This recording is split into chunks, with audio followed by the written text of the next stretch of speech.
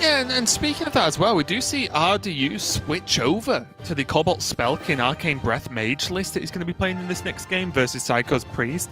And RDU was playing a list similar to Tice for most of the season, which was the Devolving Missiles Conjurer's Calling version as well. And he even had that mirror image at one point or another, right? So interesting to see RDU making a switch at the last minute. Here we go. It's going to be the final round-robin match of Season 2 Grandmasters here in the European region, and it is fittingly a fight for first place in Division A. I can't think of a better way to round us out, Raven. Yeah, couldn't agree more. Two of the players that have performed the best this season throughout, not only did they make it into Division A, but now they're sitting at the top of Division A, are going to fight it out. Mage on the top for RDU, Priest for Seiko. Didn't get to speak about Seiko's Priest too much. But a relatively standard list for him, actually. Nothing too spicy. Looks like he has also gone for that dead draw list. Right, so there is that Holy Smite in the opening hand, which I think can be very appropriately used to shut down this lab partner on one. Seiko agrees. I'll tell you something for free. If Seiko is bringing someone else's priest list, it must be good. That's a good point. Because Seiko does his own thing 99.9% of the time. But if he's bringing card for card that list, then... Oh, just out of curiosity, Raven, how do you spell the northern version of the word something? Why? Well, it's like... it's the way I say it. I'll tell you summit. Like what? I don't know I don't know what that word is. Is it spelled like the word summit, or is it spelled like something and you just can't pronounce it properly? Not spelled at all. It's said. Okay. It's Fair something enough. Not said in a correct fashion. Okay.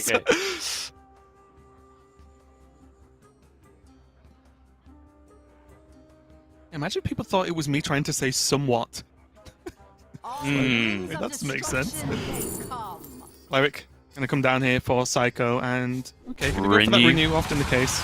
Means you can trade into this and heal the Setic up for full. I always take a quick look at Draconic Studies, because I think the card's just, there you go, insane. But yeah, right at that point, the renew was insane as well. Yeah, start gobbling up that value. Start playing some Twilight Drakes. I have no objection to having two Twilight Drakes in this hand right now with a Raised Dead, with a One Maker. Your hand size is not shrinking at any point. Twilight Drakes are going to remain extremely efficient, I would imagine, throughout most of the game. And one of the ways Mage often deals with minions is like repeat Ray of Frost, right? And chip damage. Well, it's got that much health. Ray of Frost without a ton of spell damage support don't really do that. I think I mentioned this on Friday when you were asking about some of the differences between the two versions of the deck, that this is a hand that the Cobalt Spellkin version can run into a little bit more often, where you just draw minions, and then because of that, your hand just feels quite clunky. Yeah. It's the spells that really smooth out all the gaps in your mana crystals on most turns, right? You never really just get to play your biggest minion on curve with this deck. That's just not how it works. Right, and most of your minions in Mage are actually minions that require support from spells, right? They're not just minions to play out on curve, so yeah, having too many of them is a bit of a problem. Twilight Drake coming down, though, from Seiko, and I actually do like the coin death here.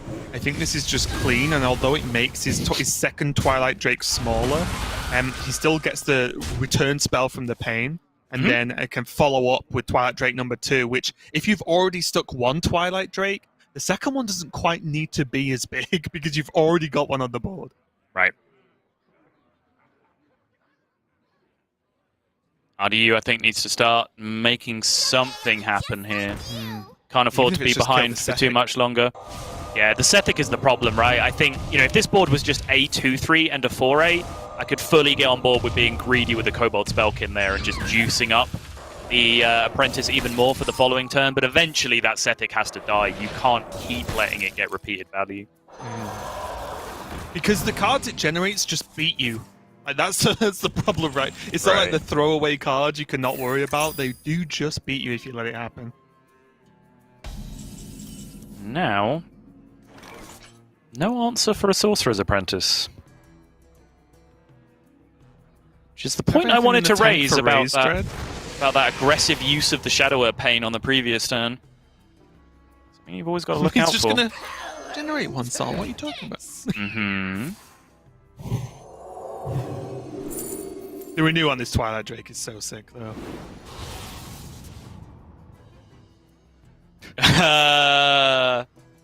Double dip Silence for a Holy Smite would be okay as well. Yeah.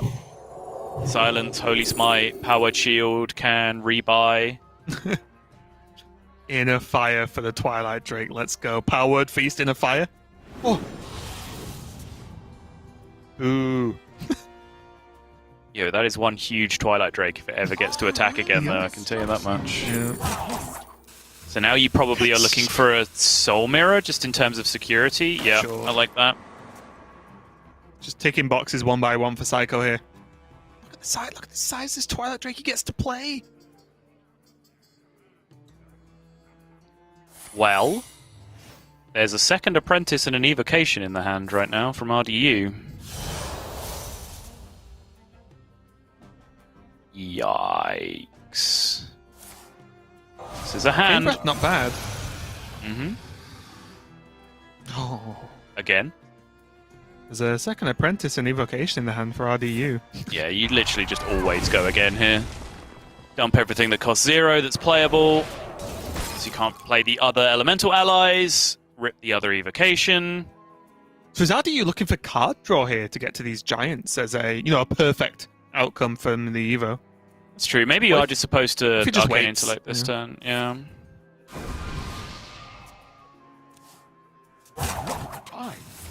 Ooh, kills the Twilight Drake though. That's huge.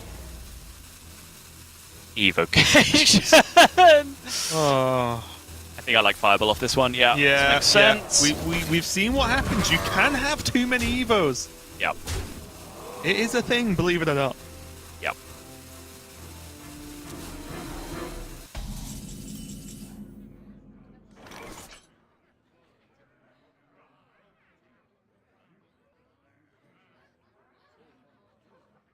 And so now what?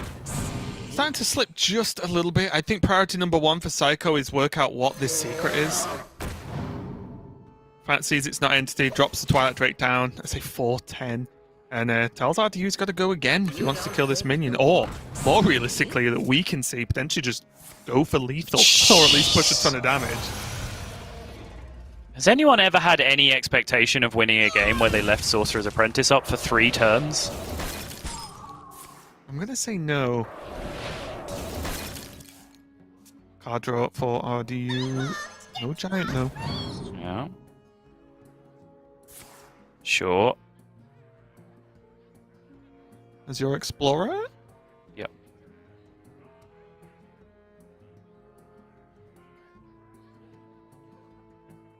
You want to bluff the secret here? I kind of want to bluff the secret here. Just play Ice Barrier, so Seiko is scared to Soul Mirror if he needs to Soul Mirror this turn.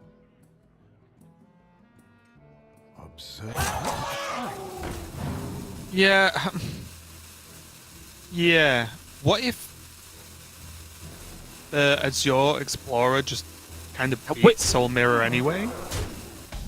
How was that not the goose? He has 2 dragons in his hand. He could have just goosed into, like, Malagos Fireball next turn.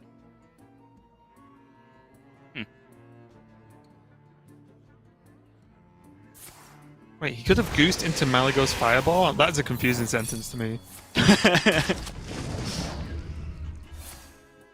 Oh, Water Elemental. Soul Mirror's going to come down, but RDU is going to have stuff left over. Most importantly, still got that spell damage. Yep. The Raz off the top would be insane. Yeah, Raz would be pretty nuts. Evolving ain't bad. That's true. Wait, is it just lethal? 8 damage Fireball plus ping, yep. Oh, it is? Wow! I was there going, wait, oh, it's just going to go Evo for lethal. Never mind, it is just lethal. Just has it. And Soul Mirror was not good enough as the Azure Explorer. It's one of the reasons I did like that play there, actually. The Azure Explorer living is such a huge deal, because whether it's access to more card draw, or damage, or like I said, even the Raz to help clear up the board, it's just always a positive for having that much spell damage on board. So RDU takes a very quick and kind of out of nowhere game number 1 in that matchup. Yeah, and I take it back. Certainly, obviously, if the play that you make is lethal against Soul Mirror, then there's certainly no reason to play a secret in that position to kind of to try and disrupt it. I hadn't counted that. I hadn't counted that, sorry. And obviously, the unexpected damage that comes through from the Azure Explorer is sometimes hard to factor in. But the fireball that RDU picked up over the place of evocation number 3, I think at that point, did end up coming in pretty clutch. But again, how many games of Hearthstone do you expect to win when a Sorcerer's Apprentice lives for 3 turns? And I do think that was a situation somewhat of Seiko's own creation because of that Shadower Pain usage that was used very, very aggressively on one of the previous turns. It is tough because he had a Sethic down as well, so it was also generating spells, which is something you really want to do with Sethic. But that was just our game number 1 of our match number 5 of the day. We are going to go to a quick break where we set up our game number 2. Don't go anywhere. We'll be right back.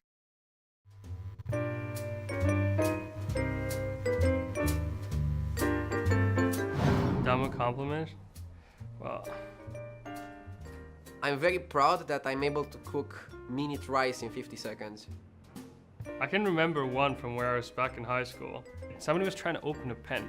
Super trivial. When I used to win a bunch of card game competitions and I was like 10, 11, everybody else was 17, 18.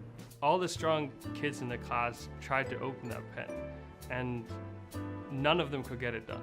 I won tennis tournament, so it's for me it's an achievement. I was like, give it to me, and I looked at it for like 10 seconds, played a little around with it, and I was like, here. I was really proud of it in that moment.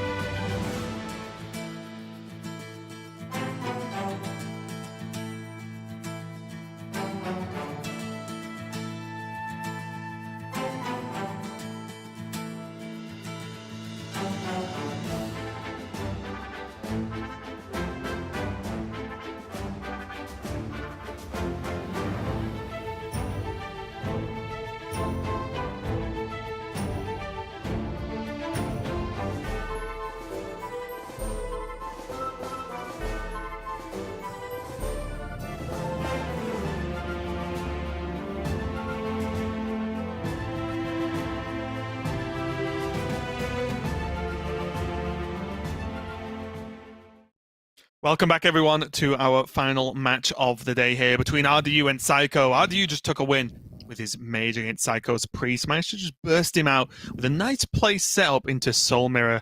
Still getting the lethal through that. So a nice play there from RDU, but it does mean we are going to be moving on into our game number 2, and it is going to be Demon Hunter from RDU going up against Mage from Seiko now. And RDU's Demon Hunter, just after a quick glance, is close to, if not... let me have a check. Oh, okay. I was going to say it's close to the list Meaty's been playing on ladder, which is the Horde Pillager inclusion there, but it is running the 2 Glaive-bound Adepts and has no Magtheridon, so there is a bit of a difference there. Again, I've spoken about how much I like Magtheridon, but the Horde Pillager has ups and downs in matchups, I would say, Subtle.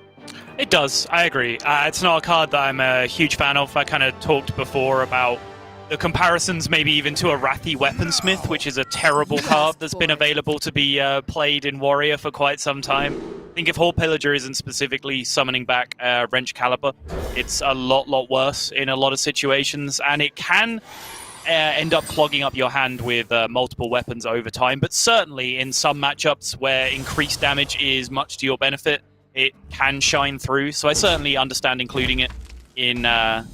certain matchups if you're expecting certain lineups from certain opponents. Now, what is certain is this isn't the best opening hand here from RDU. Double Soul Share on one hand. You might think, oh, it's good. You can, just easily bat away the minions that Mage plays on curve. And that's true, but RDU would much prefer to have the minions on curve for Seiko to worry about instead. Right now, his game plan is being a little bit slower than he would like to be here. Seiko just going for the one maker on curve. Still has options with that Firebrand in his list as well. Means that he can deal with some early game minions from RDU. Not that he has to for now, though. Yeah, and right now, RDU's kind of living up to the misnomer where some people refer to this deck as Control Demon Hunter, or at least did early on. That's kind of all RDU can do right now, is just throw out some removal spells to keep the board clear and wait for his hand to actually start doing something, which right now it's absolutely not doing.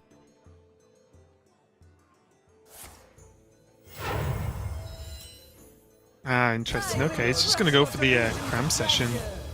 I was wondering whether that was just actually going to be Firebrand on curve. It does walk into a Marrow Slicer, which is obviously the fear. He did utilize the coin there just to get some extra card drawing. How do you play in like absolute lightning?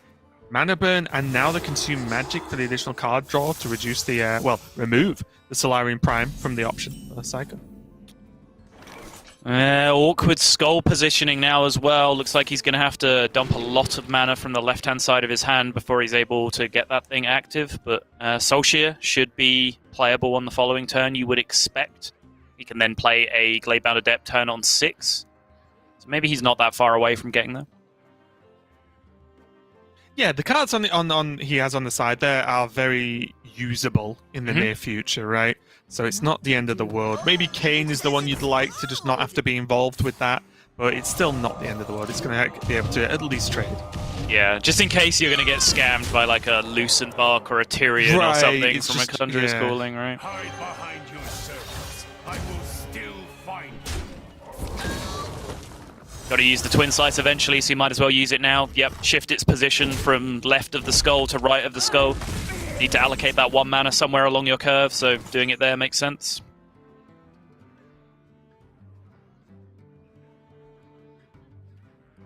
Oh, options.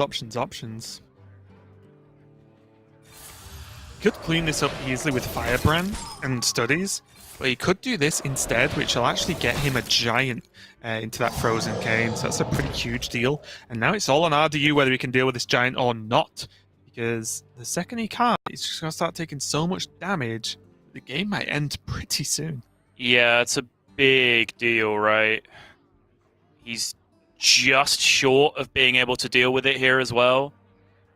He can go Soulshare, Aldraki, Second Slice, but that's only 7 damage on this turn. Patient.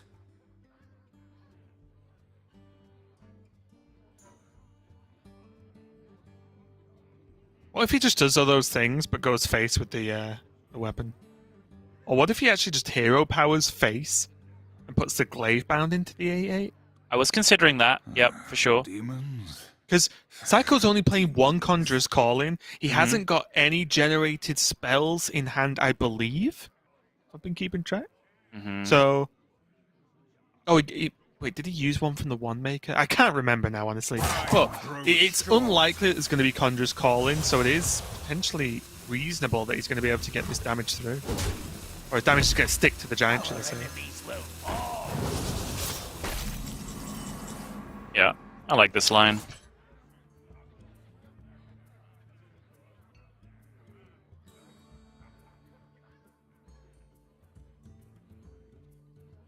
Couple of options now. Again, he could once more go Firebrand Ping and then play Primordial Studies. Yep. What to do? Looks clean. Does still leave the 8-4 relatively weak on board. Other options, though, for Seiko, put his Giant on board, but then there's just 2 minions facing down 2 minions instead of the other way, right? So it doesn't quite add up. Like, I would really like to find a line that gets the 8 health Giant into play so you're resistant to Blade Dances, but it just doesn't exist, where you also have to kill the minions on the other side, which is, of course, essential to even think about protecting the first Giant. Oh! That's a nice insane. pickup, honestly.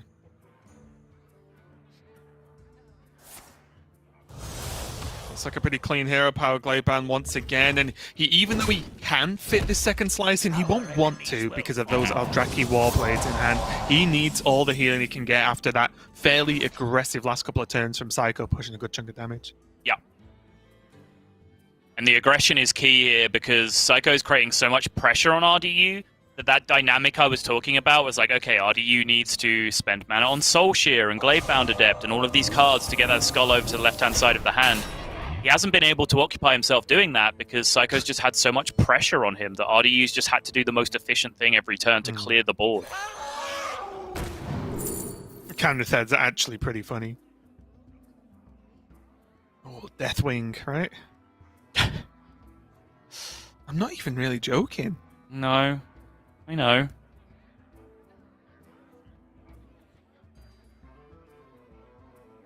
Seems fine. I wonder. Onyxia also seems fine. But I don't begrudge the Deathwing here. I think for me, it's more likely Seiko has a turn 8 and 9 and not a turn 10 than he does like want his turn 9 to be slower with a minion. I think the Deathwing is just the last hurrah if needed. Sure. Now though, can RDU clean this up? He can. Pretty nicely, actually. Even though he has to face type the 8-8, it does still work. Yeah, nicely is a relative term here. That the Giant is dead. Just shut your eyes. Don't think about your health total too much. Just focus on the Giant is dead part. Yep. And now with the skulls unlocked, the second slice is still in hand. RDU has a ton of mana. So everything's looking up. Aw. No one appreciates Stuart. I do. The whole gang. Stuart, Vincent, Ricky. Ricky skill.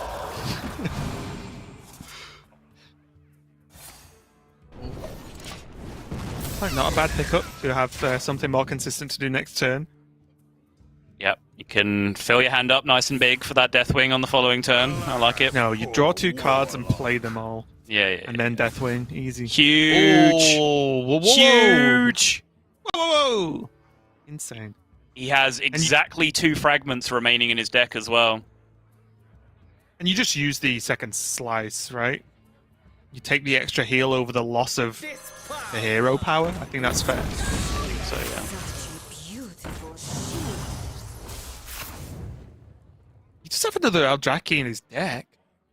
He does also have a 0 mana Blade Dance in his hand, so actually maybe it's better.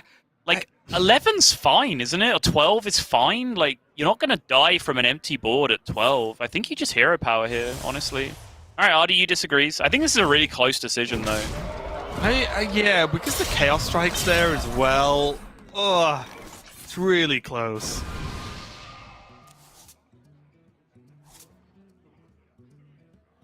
Well, that's pretty good. Yep. Shenvala, Ray. Well, Elemental. Shenvala. Oh, no, it won't work. It's awkward, right? Because you want to play the Elemental allies first and then play the Shenvala, because that sets up your draw chain for the Mana Cyclone to draw you the 3 spells, which could be huge here. But if you do that, you don't get the 5/5. It's okay. He's playing Deathwing next turn anyway. It won't matter. Yeah, sure. Oh, Militia off the top, but no fragments left. Can I get the draw with the Cow Strike? Can I get the draw with the Panthera? Are you spotting a theme? You don't pick the ones. Yo, Twin Slice off the top for the Blade Dance. It's all going to come down to this Deathwing. And RDU's not going to have an answer. Deathwing still does currently set up lethal. Yeah. Look at it. It's huge. 12/12 plus ping. Insta Deathwing from Seiko. Now RDU has double jump into Skull.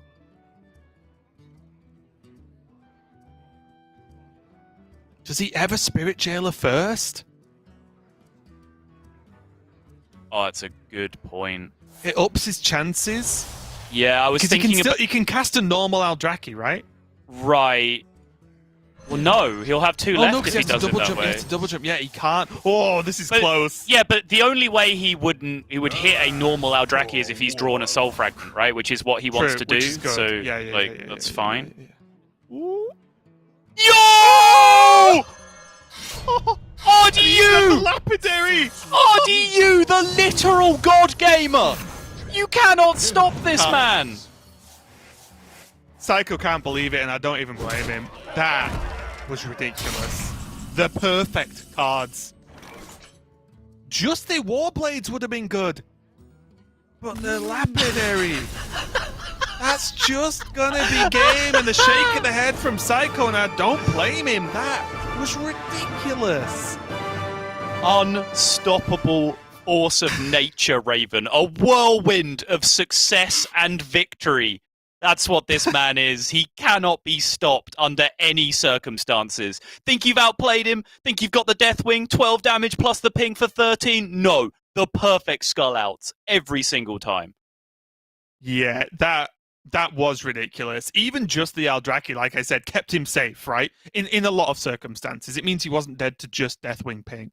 Yeah. But the fact he got that and then straight into the Lapidary, which was only active because he played the Jailer first, was ridiculous. Because that made it so that it wasn't even realistic for Seiko to defend then from RDU because of the multiple minions he had on board as well as the weapon swing. Yep. Huge deal. But it does mean we are going to our game number 3, Secret Rogue for RDU, and he is not playing the oh no, what's the name of the card? The Rush person, and is actually going to stick with those Cult Neophytes instead. Ah, Rush person. Amazing. Ah, yes, he Do you plays. know the name of the card? He plays renowned drummer Neil Peart in his deck. Okay, you know what I mean. Faceless Corruptor, Raven. No, not Faceless Corruptor. You're wrong. Oh, Underbelly Fence. Thank you. Okay, sorry. Look at this noob thinking he knows the card names. Yeah. You asked for it. But yeah, he is just playing the Cult Neophytes instead in that 2-drop slot. So a bit more of a standard list, at least based on what we have seen in the previous weeks. And also, it's still running one ambush in his list at the top there, and he is going to be going up against Seiko's Mage again. Yeah, and I do... Against Mage specifically, I would actually prefer to have the Cult Neophytes, I think. I was talking about this earlier, how Underbelly Fence feels like it plays into what Mage wants to do to you a lot of times in the early game, where they'll play a 1-3 or a 3-2. You'll go, okay, sick, rush, value trade, boom, I'm ahead on board. But all you've done is just activated the Arcane Missiles and Ray of Frosts and everything else that they have in their hand Right. that they want to use to pop off anyway. So I think Cult Neophyte, to be able to shut that stuff down, is much more beneficial most of the time.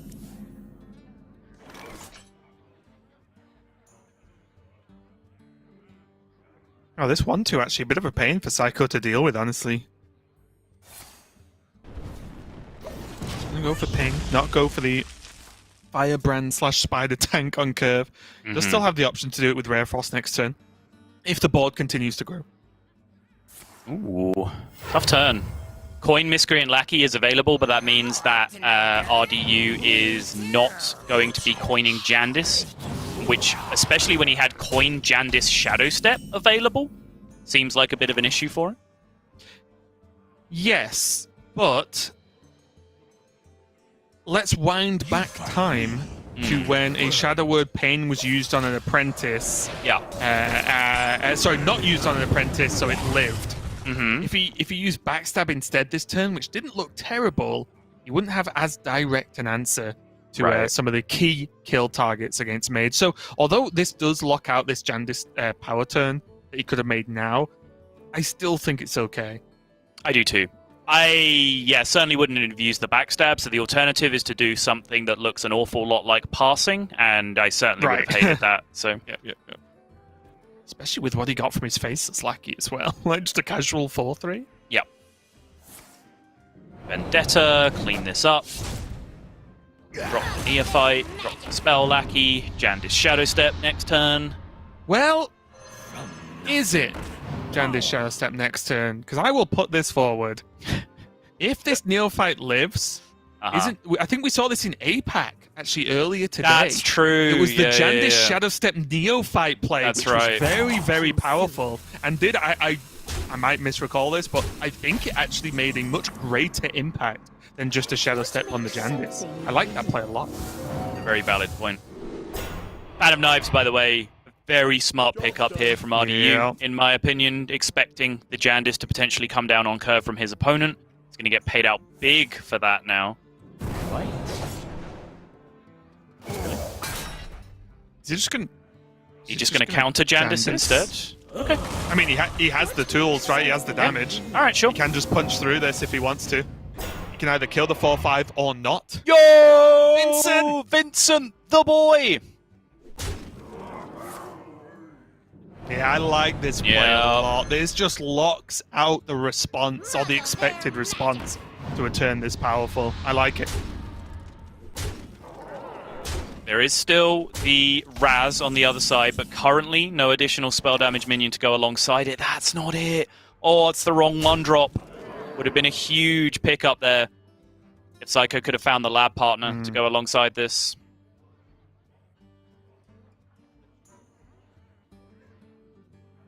Is he just dead? And also, it just activates the 1-2, doesn't it? The Raz. Is he just dead? I wonder. Looks to be like he is quite dead. Evocation Frost Nova? True mastery takes dedication. Is this not dead on board? 3, 6, 7, 8, 9, 10, 12, 11, 13. 12, It's one off. It's 13, one off. one I off, miscounted. Yeah, I miscounted. I thought it was exactly lethal. Oh, one off the Omu Secret Passage play. So you just fan and or dagger, and then trade your Vincent into the 4-2. And then everything else can shit for. And another Neophyte. They're so good. Why would you cut these for Rush Person, Subtle? That's my question. Oh, absolutely insane. This man has a PhD, a bachelor's degree in drawing the absolute nuts, Raven. You just cannot mess with him. And that's a hard course to get into. Trust me, I've tried. Yeah. It's just 2-mana Arcane Missiles is the dream right now. I'm not even sure where it's supposed to go. Well, that just made the same minion. Yeah. Guess you can ping it away. But that still looks like significantly more than 4 damage. Yep.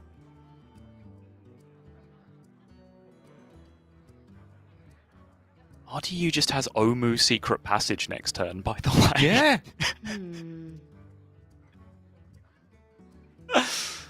Oh.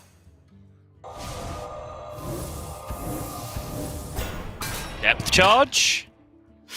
Those are not depth charge. You win this. Nice the game. A shake of the head from Seiko. RDU takes it and ends his season of Grandmasters at the top.